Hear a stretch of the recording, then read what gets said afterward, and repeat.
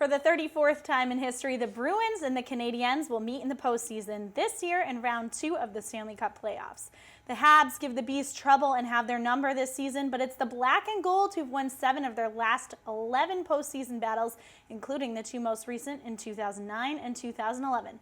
Who will win and who will lose? When does it all begin? Find out right now. Welcome to Bruins Daily TV. Erika Lee here alongside Tim Rosenthal from Studio 73 at Suffolk University. And Tim, I think we have a huge show planned here today. There's obviously a lot to discuss when these two teams match up. One of the greatest rivalries in sports. I actually think it's the greatest rivalry. That's just a personal opinion. But we have so many here in Boston. Red Sox, Yankees, obviously. Lakers, Celtics. Patriots, Jets. Tom Brady versus Peyton Manning. Magic versus Bird.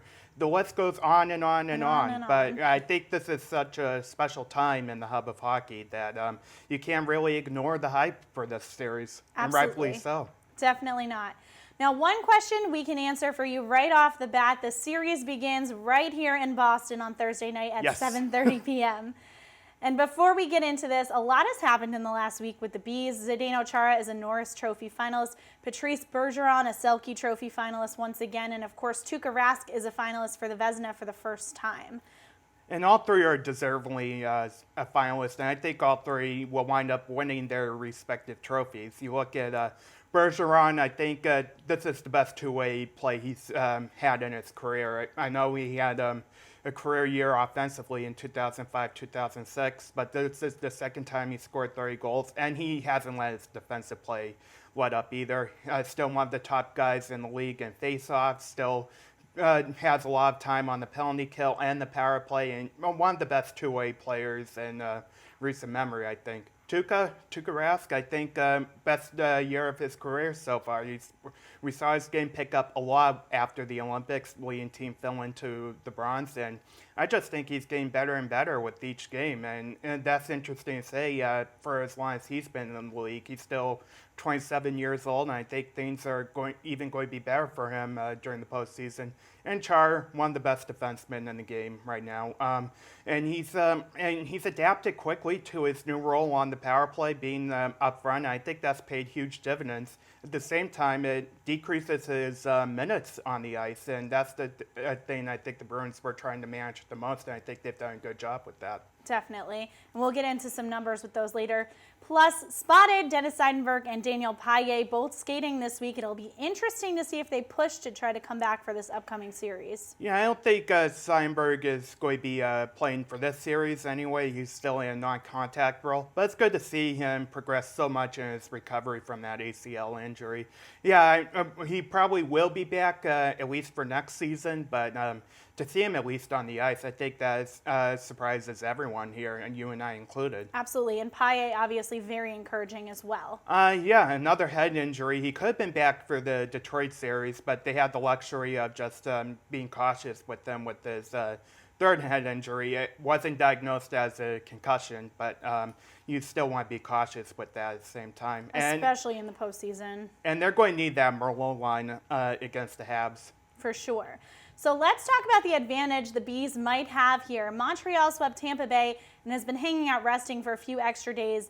Now, while some people might think this is advantageous, these are the Boston Bruins we're talking about. And I say the Bruins have the advantage heading into the series of carrying the momentum they built up in the series against Detroit. I think they built up momentum from the start of the season, especially in the second half when they came back from the Olympic break. I thought there might have been a little bit of a letdown given the opponent they were facing, but the Red Wings were full of injuries. I think by the time Game 4 hit, when they were in desperation mode to get Henrik Zetterberg back in the lineup and Todd Bertuzzi, that it just everything hit the fan, and the Bruins were able to finish them off. Yeah, they had a good emotional lift early on in Game 4, but the Bruins just wore them down. And in Game 5, even though they made it a one-goal game, I didn't think they had the energy. And we'll look to see if the Bruins can do the same in round 2. These are smaller, speedier guys they have on the Habs, but they've been known to grind teams out. They did it to Habs a few years ago. They did it to a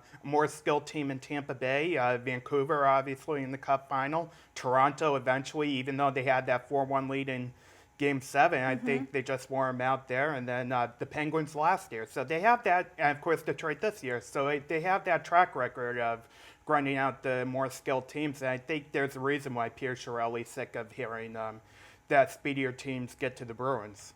This is true. Now, Carey Price may have a gold medal, but he is certainly no Tuukka Rask. Price allowed 10 goals against in the series against Tampa, but he's going to have to do a little bit better against the Bruins if he wants the Habs to advance. He's seen 104 shots and saved 94 of them so far in the postseason, but he can probably expect to see the Bruins taking every shot they possibly can in this series.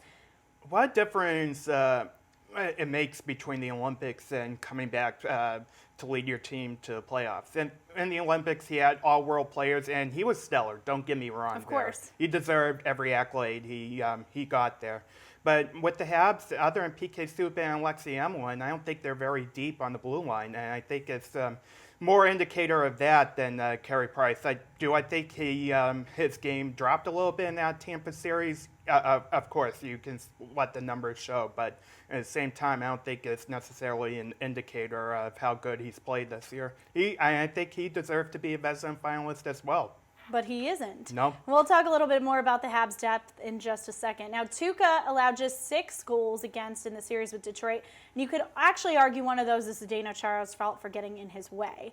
Now, Tuukka's up for his first Vezina, as we mentioned. He's already seen 152 shots and saved 146 of those in the playoffs so far for a .961 save percentage, better than the .930 he finished the regular season with. That's just slightly better, I think. But I think look back at the Penguins series in the conference final. Similar numbers. He only allowed 2 goals, or 3 goals, I believe, in that series. And what was impressive, there was Crosby, Malkin, Letang, Iginla that he shut down.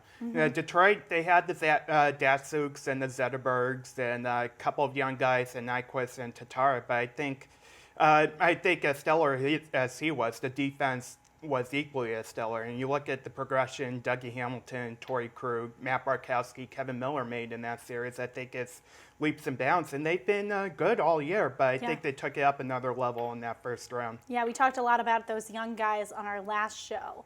Now, with 2 major factors in this series behind, the biggest factor for me has got to be the special teams. And these 2 teams look very mismatched where that's concerned. If you told me that a few years ago, I would think the Habs would have the advantage. If you look back at that, Habs scored 6 power play goals and a shorthanded goal. Bruins did not score on the power play at all, yet they won with 5-on-5. They still have the 5-on-5 advantage, I think, and now I think the tables switch with the special teams. The tables have definitely turned here.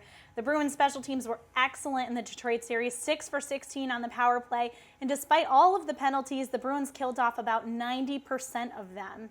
Montreal, on the other hand, killed off just over 71% and netted only 2 goals with the man advantage. So that's a pretty big difference. And granted, Tampa Bay only had 7 power plays in that series. But and so maybe if the Bruins get more power plays, that penalty kill percentage will go up a little bit. But you can't, at the same time, you look at how impressive the Bruins power play has been all season long. And they finished 3rd in the league. And for the amount of time they're on the power play, which is not much, dead last in the league again, they're making the most out of their opportunities. At the same time, the Habs still have a pretty good power play. They draw the most penalties in the league, and the Bruins are definitely going to need to stay out of the box. Absolutely. Now, another huge advantage I see here are the guys who can score. We were talking a little bit about the depth. The advantage here definitely belongs to the Bruins. Jerome McGinley and Patrice Bergeron both reached the 30-goal mark before the end of the regular season. Brad Marchand finished with 25, Milan Lucic with 24, and Riley Smith with 20. And, of course, Max Pacioretty scored 39 goals for the Habs, but only Tomas Plekanec got to 20 goals where the rest of the team was concerned. Thomas Vanek, of course, a known Bruins killer picked up at the trade deadline by the Habs, has scored 30 goals against the Bees in the regular season, but I'm not really too concerned. Are you?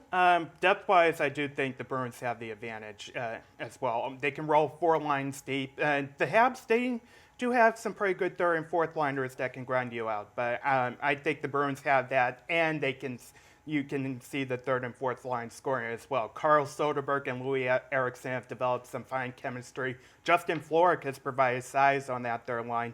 The fourth line, even though they're not known as scorers, they can put the puck in the net when needed. And of course, I think the top two lines are one of the best in hockey.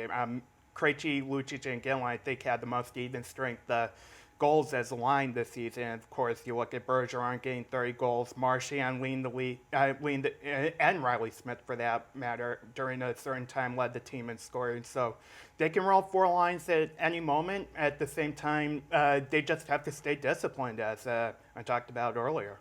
Definitely. Disciplined and healthy. Touche.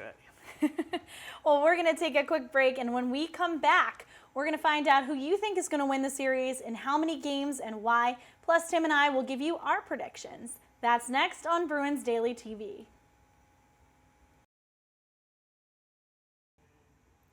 During his courageous battle with progeria, Bruins Daily was inspired by Sam Burns, a young man who touched the lives of many Boston Bruins fans. Sam lived every day with a smile, offered us advice that was well beyond his years, and was an inspiration to many in the community. Throughout the 2014 Stanley Cup Playoffs, some of the Bruins Daily staff, like Tim here, will be growing playoff beards and raising money to help benefit the Progeria Foundation.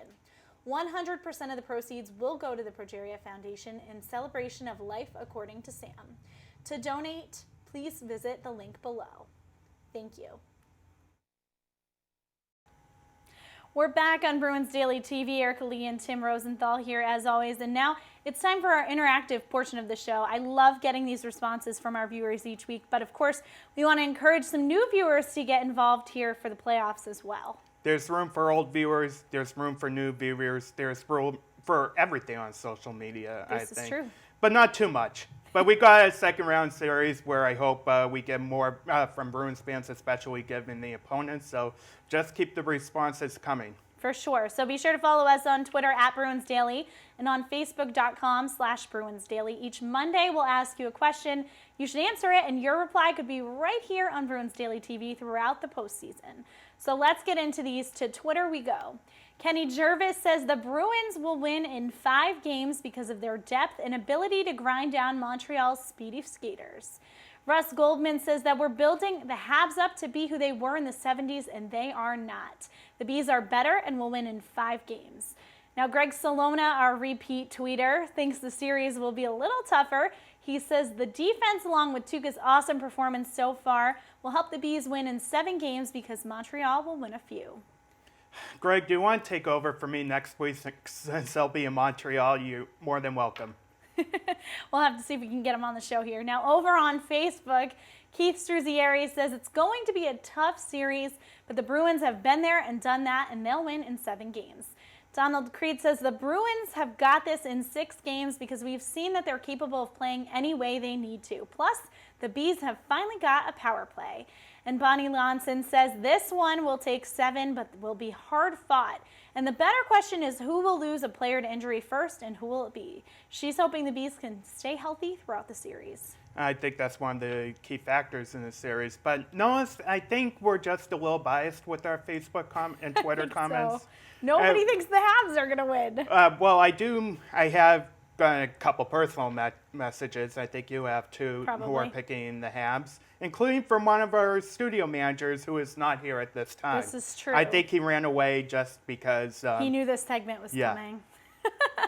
So now it's time for us to tell you who we think is winning the series and why and in how many games, because it wouldn't really be fun for us to read all those answers and not be able to tell you who we think is going to win, right? Obviously. So Tim, go for it. I'm going to go Bruins in 7. Last round I picked the Bruins in 7 over the Red Wings given their regular season troubles with them. I think though the Habs are due for a few wins in this series, I think the rivalry is going to be that much more intense than it already was. Max Pacioretty is definitely back after missing the 2011 series. We all know what happened up there when Habs fans called 911. I do think Chara should have gotten a few games. At the same time, that's now revisionist history, and but history will also repeat itself in a 7-game series win. And look for Jerome McGinley to have a big series. He's in the same role as Nathan Horton is on that first line. And I think he's really hungry. He's really looking forward to seeing what this rivalry is all about. And I'm looking for big things from him. I'm going to go with the Bruins in 6. It took 5 to beat Detroit. I think they're going to have a ton of momentum going into this series. They have trouble with the Habs, though. I think it's going to be a great, hard-fought series, but I think it's only going to take 6. I'm looking forward to going up to Bell Center myself to witness playoff hockey, but I'm looking forward to seeing playoff hockey here. Bruins Habs, how can you beat this? This is true. All right, so that is going to do it for us this week here. I will be here with you next week. Tim will be up in Montreal, so be sure to follow him on Twitter at _Tim Rosenthal, as always, for all your updates from the Bell Center. And we will catch you next week on Bruins Daily TV. We belong